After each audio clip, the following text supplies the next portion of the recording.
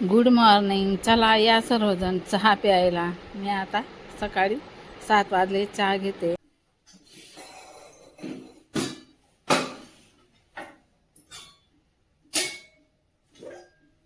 चला हे न्यू भांडे काढायचे आता वापरायला. हे बघा, हे कढई मोदी सरकारने दिली आम्हाला. आणि हा कुकर पण हा बघा, त्याच्यामध्ये हे 2 डब्बे.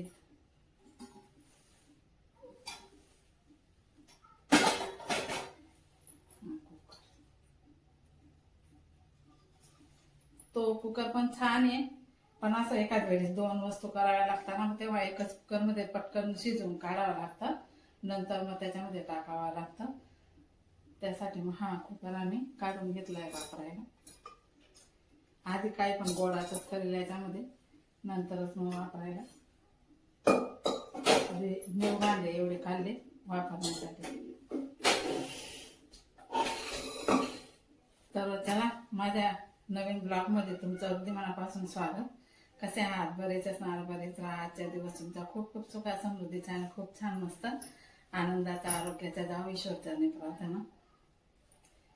मला हा पदार्थ असा घडी घडी घ्यावा लागतो, कारण की माझे बघा एवढे आले केस. बालाजीला गेले होते तेव्हा सर्व केस दिले होते ना, आता इतके मोठे झाले बघा, आज बांग सुद्धा पडत नाही. त्यासाठी मी असं करून घेते. तर चला, व्हिडिओला सुरुवात केलेली आहे मी.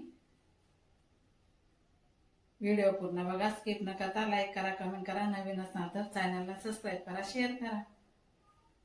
चला आता सुरुवात करते मी. आज थोडं उशिरा सुरुवात करते व्हिडिओची, कारण सकाळी काहीच रेसिपी बनवली नाही आणि काही होतं पण नाही व्हिडिओ शूट करण्यासाठी, म्हणून चला म्हटलं. आता 4 वाजले संध्याकाळचे, 4 वाजता सुरुवात करते मी. तर चला, प्लीज प्लीज प्लीज व्हिडिओ पूर्ण बघा, स्किप न करता. लाईक करा, कमेंट करा. नवीन असणार चॅनलला सबस्क्राईब करा. चला, संध्याकाळचे 5 वाजलेत. मी आता चिवडा बनवते. कधी कधी ना एखाद वेळेस खूप भूक लागते ना आपल्याला, नाश्ता बनवायला कंटाळा येतो ना, तर मग असा चिवडा बनवून घ्यायचा. कधी पण आपल्याला खायला कामास येतो. 1 प्लेट भरली, खाल्लं, ग्लासभर पाणी पिलं का मस्त नाश्ता होऊन जातो. तर त्यासाठी आधी मी हा मकई पोहा तळून घेणार आहे, त्याच्यानंतर शेंगदाणे सुद्धा मी तळून घेणार आहे. चिवडा आधीचा बनवलेला होता माझा, संपून गेला तो. तर चला, आता शेंगदाणे सुद्धा असे खरपूस तळून घेतले मी, मस्त खरपूस तळून घ्यायचे. आणि खोबरं सुद्धा आता आहे ना छान मस्त अशी खरपूसच तळून घेणार आहे मी, कारण की थोडंसं बी हे राहिलं ना तर आपला चिवडा असा नरम होऊन जातो. त्यासाठी छान मस्त असे खरपूस तळून घ्यायचे. आता मी इथं डाळ्या पण तळून घेणार आहे.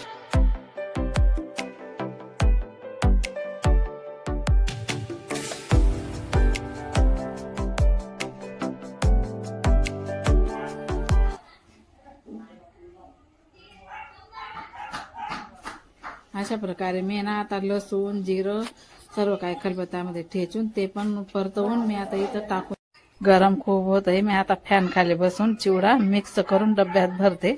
आता मी 1 डब्यामध्ये कॅरी बॅग प्लास्टिकची टाकलेली आहे, त्याच्यामध्ये हा चिवडा भरते मी आता.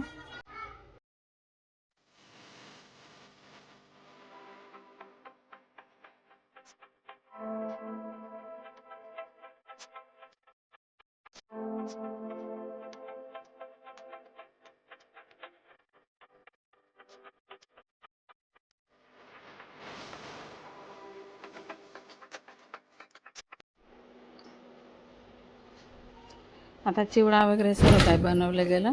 आता मी हे सर्व काय भांडे इथं घासून घेणार आहे, कारण की पसारा होऊन जातो ना, मग तो पसारा आवडत नाही मला. लगेचच्या लगेच मग आवरायला छान राहतं.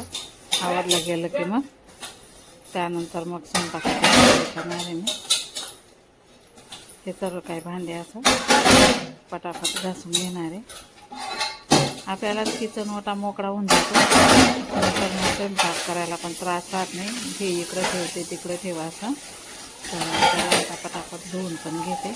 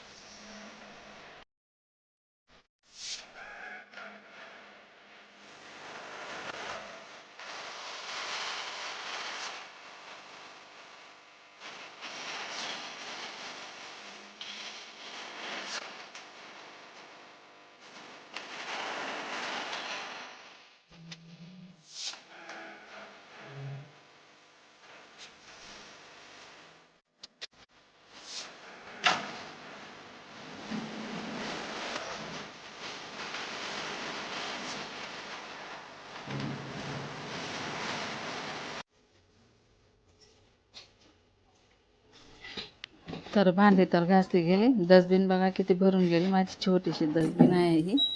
खूप छान मस्त इथलं सर्व काही चहाचा गाळ ते सर्व काही इथं टाकायला छान राहतं. तर चला आता पटापट गॅस ओटा पण क्लीन करून घेते.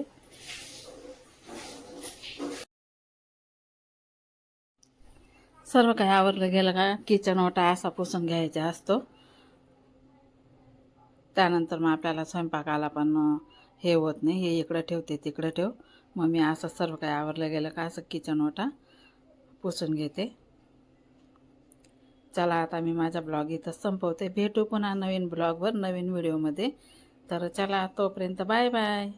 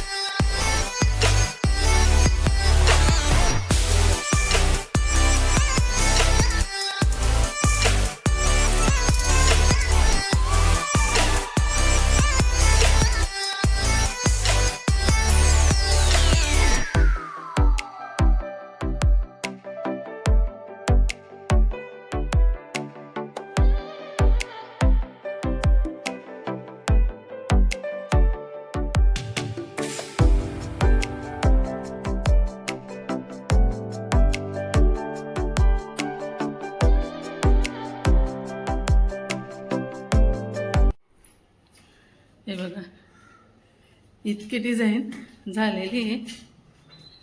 हे बघा हे इथं लाईटांची जागा.